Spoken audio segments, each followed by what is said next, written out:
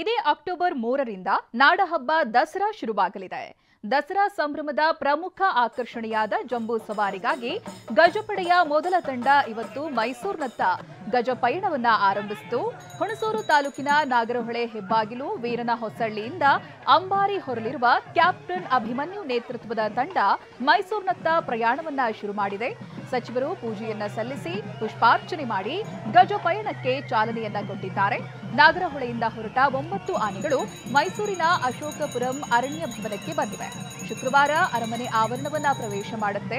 ದಸರಾ ಗಜಪಡೆಯ 18 ಆನೆಗಳಿಗೆ ಅರಣ್ಯ ಇಲಾಖೆ 87,50,000 ವಿಮೆಯನ್ನ ಮಾಡಿಸಿದೆ.